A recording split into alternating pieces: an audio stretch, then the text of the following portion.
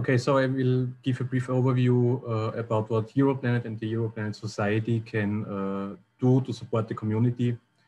And I will also show you a little bit about the Europlanet Telescope network, which is part of Europlanet 2024. But first of all, I would like to give you a brief overview of the history of Europlanet itself. So Europlanet already exists since about 2006. So there were by now 4 different projects that were funded by the EU, of which Europlanet 24 is the newest one, which started in February this year. I will show you a little bit later on that later on, a little bit more. Then we also have the Europlanet Science Congress, which is hosted by the Europlanet Society, which is the biggest meeting for planetary sciences in Europe. And of course, you also have the Europlanet Society and its regional hubs. And I will particularly talk here a little bit about the support that can be given by Europlanet 2024, and particularly also by the Europlanet Telescope network and by the Europlanet Society. I also want to mention here already that even though it's a planetary sciences project per se, it's not restricted to planetary sciences. There are also links and collaborations to other projects, to other scientific areas. And the telescope network, for instance, can also be used for other scientific topics except planetary science topics. So there is also some possibility to make science inside the project, which is not planetary sciences. So Europlanet 2024. First of all, a brief overview on what it is exactly. So basically, it's a research infrastructure project, which is funded by the European Commission, which a budget of about 10 million and about 33 participating institutes. And its main goal is basically to provide free access to the world's largest collection of planetary simulation and analysis facilities, to data services and tools, to the ground-based observation network, which I will later tell you more about in detail, and also with a whole diverse program on community support activities, public outreach, training, education, and so on. And it's basically divided into 3 different sections, areas, which are the virtual access activities, which basically provide access to databases, to tools, to alerts, and things like that. So basically to online activities. Then there are transnational access activities, which provide free access to laboratory facilities all over the world, to planetary field analogs for planetary sciences or for sciences in general. And there are the networking activities, which give community support, public outreach, training, education, and also the Europlanet Telescope network is part of those networking activities. It's coordinated by Nigel Mason from the Kent University in the United Kingdom. And it's of course also connected to the Europlanet Society. So it's basically part of the society, as we will see later. So just, I cannot go into detail of the virtual access activities. I just picked out one example, which might be interesting for you as well. So there are several different work packages activities within those virtual access activities, like VESPA, which is a virtual observatory for planetary data. So it provides access to databases. SPIDER provides access to tools and alerts in view of space weather services, analysis. GMAP is providing geological mapping of different solar system bodies. And we, for the first time in this project, also have a work package about machine learning, which tries to develop demonstrator tools, machine learning demonstrator tools for data processing within planetary sciences. But I will now briefly give you one example of that, which is connected to VESPA. So VESPA is basically the virtual European Solar and Planetary Access Portal.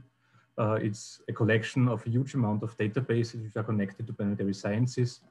So you see on the right side here a screenshot of the website, which is basically an access point, a web portal to different databases all around the world. So you can freely access here more than 50 databases, including ESA database, NASA database, and several different smaller local ones. And here, for instance, I searched for Jupiter, and you see in green all the databases that have data about Jupiter. You can download it there. You can also send it to other tools for plotting, for manipulating the data. And you also will find a different amateur databases within VESPA. And you can also connect your own database basically to Vespa. So if someone is interested to bring your database to Vespa, please contact me.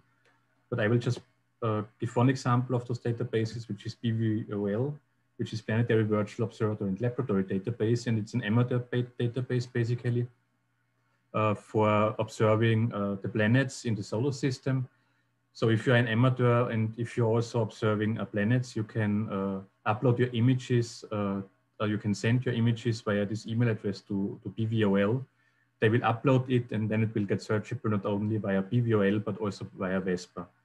But PVOL is actually more than a database. It also provides observational alerts.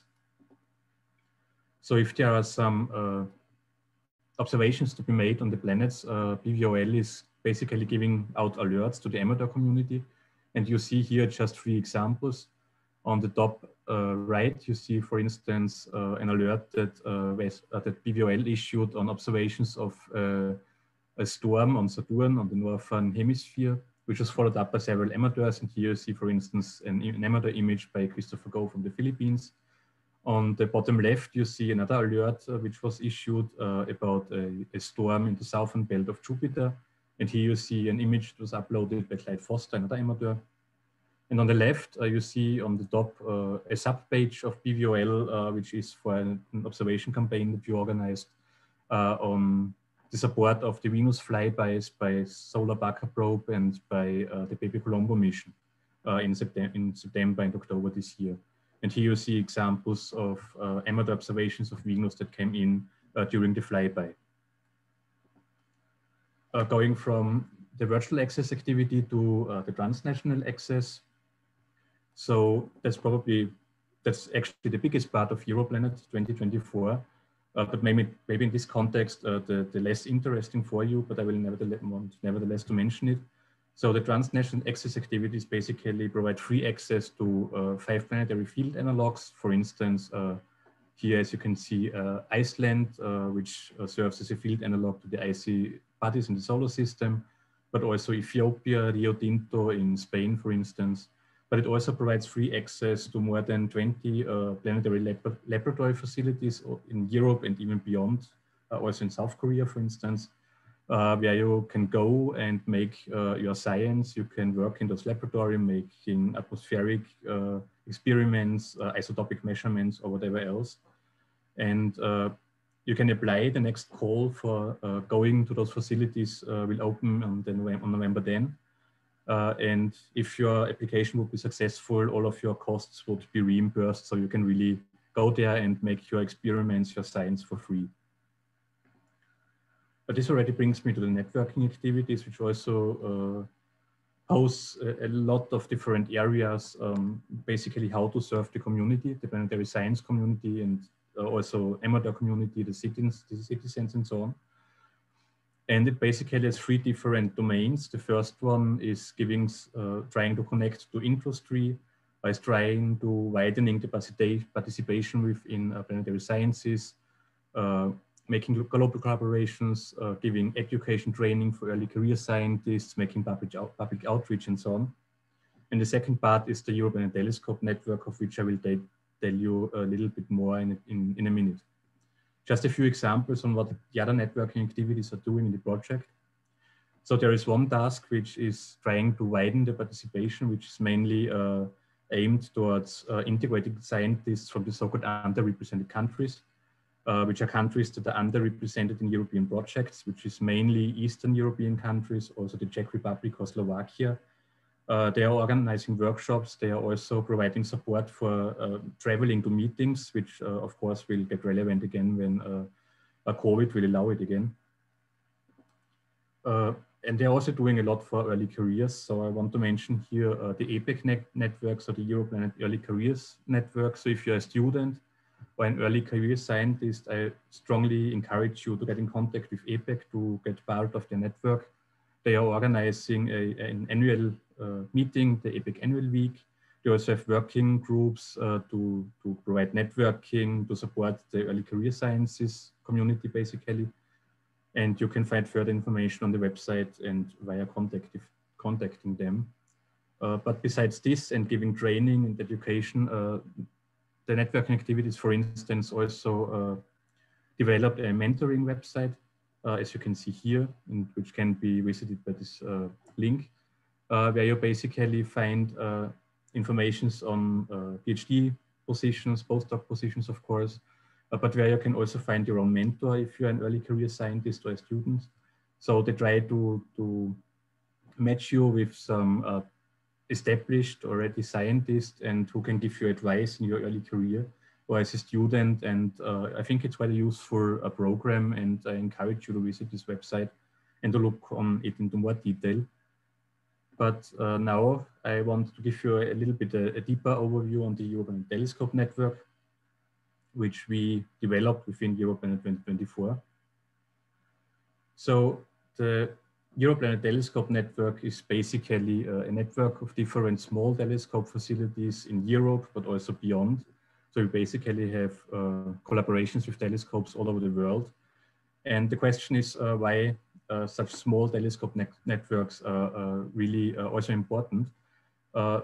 Currently, or in general, there are many big telescopes. There are many projects who grant access to big telescopes all over the world. But there is, by now, actually, there was nothing that does the same for small facilities. But small facilities in the 1 meter, 2 meter, or even smaller range are nevertheless very important because they can provide long-term monitoring of the planets, of asteroids, of stars, for instance, that big telescopes likely cannot do. You can, of course, also make coordinated observations with several telescopes. You can you can respond very rapidly to observational alerts. And all of these points make it important to have some kind of small-scale telescope network. And that's why we established the Europlanet Telescope Network, which currently hosts a collaboration of 16 different telescope facilities with, I think, more than 30 different telescopes all around the world. And we also try to draw in new facilities. So if you know some observatory, if you're part of an observatory, please contact me and try to get involved in our initiative. The most important point, of course, is that we provide a free access for scientists and for amateur astronomers to observe at those facilities. So you can apply to our call, which opened in June and which will be open until the end of 2023. If you submit your proposal, which should be very simple, which should not exceed 3 pages, we will review it very fast. So you will get an answer if it is granted or not within 2 months. And if your application would be granted, you would get all of your costs reimbursed. So your travel, your accommodation costs, the observatories get their service costs reimbursed. You also get per diem. And we will also try to get your observational data online into Vespa. Also very important in this context, in view of COVID, is of course that 14 out of those 16 facilities either remote robotic facilities or provide service observations. So in view of COVID, you currently do not have to go to the facilities. They will make your observations. And here just a brief overview of the 16 different facilities. So those are the first 8. You see that they are basically distributed quite broadly over the world. We have a small telescope facilities in the 40 centimeter range, right? Like for instance, the Modern Day Astronomical Observatory. But we also have bigger one like the Big Jimmy D with a 1 meter dish, or the Fox Telescope project, which has access to more than 10 telescopes ranging from 40 centimeter to 2 meter robotic telescopes. We are also collaborating with the 1.5 meter telescope at ESO in La Silla in Chile. And those are the other 8. Also here you see that the distribution is quite far. So it's going even, we have a telescope in Eastern Asia, in the eastern part of Russia, for instance, with the Ussurisk Astrophysical Observatory, and many others, for instance, the Roshan Observatory, which is another 2 meter telescope dish, which is located in Bulgaria. Here you see the geographical distribution of our facilities. So you see we basically have telescopes with which we are collaborating all over the continents. And I really encourage you, if you're interested, go onto the call website, which you see here, the link. Check our program and submit your application, particularly also if you're an amateur astronomer or even a student. Besides the telescope network, we also try to support amateurs within our project. We did that already within the old Europlanet project. We, for instance, organized the exoplanet workshop, which took place in Helsinki 2019, if I'm not wrong. But in this project, we want to go a step further. So we will, for instance, provide regional and topical amateur training workshops that will be hosted at the observatories of the Europlanet Telescope network. So those workshops should really bring in regional amateurs. And we would also be keen to make one of those workshops in the region of the Czech Republic of Slovakia. But due to COVID, we extended our program in some way. So we also now try to organize virtual amateur training workshops. We had already at the past EPSC 2020, which was a virtual conference in September and October. We had 3 different sessions on training amateurs. So for instance, here you see one session on Juno ground-based support from amateur astronomers, where you can see the video of the session on Vimeo. The video of the exoclock session, which was also taking place during EPSC, can also be found on Vimeo. We will also proceed with our drawing workshops as we did already in the old project.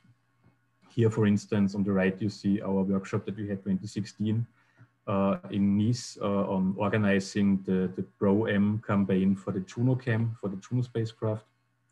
As I already said, we have free access to the telescope network. We are issuing observational alerts, and we're also developing a new website where you can find observational alerts and where you can upload your observations on different planetary science topics. This website that we are currently developing is based on the so-called Gaia-Gosa system. So Gaia-Gosa, you can also take a look at that. On that is also a web portal which is for the observations of amateurs. So in this specific case, it's a website which collects observations on asteroids.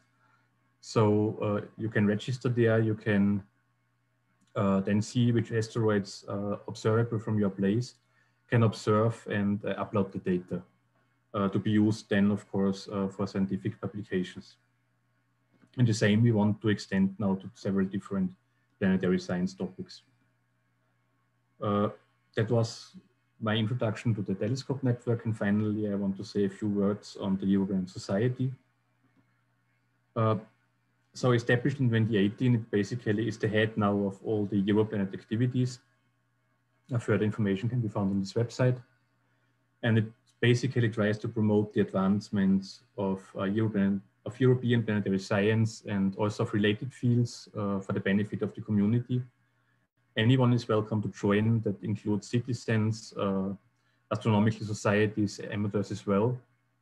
And its main goals is, of course, to expand and support the planetary community, to make it more diverse and inclusive. And for this reason, the society also developed or established the 10 regional hubs, as you can see on the right side, of which one is the Central European Hub, of which I will show you a slide on afterwards.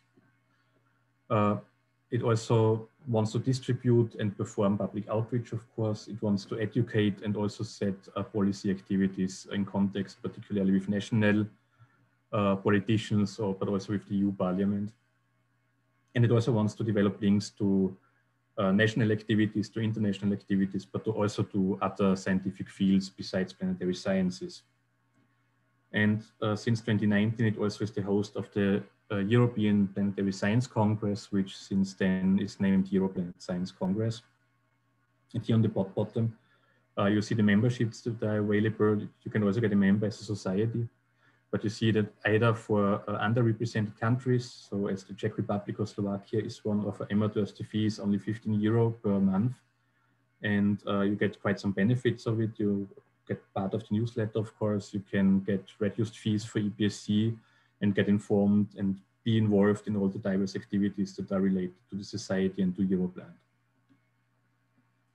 Finally, the Central European Hub, which comprises Czech Republic, Hungary, Poland, Slovakia, Slovenia, and also Austria, is led by Melinda Dózsa from Hungary. And you can find further information on the website, or there is also the contact email, of course.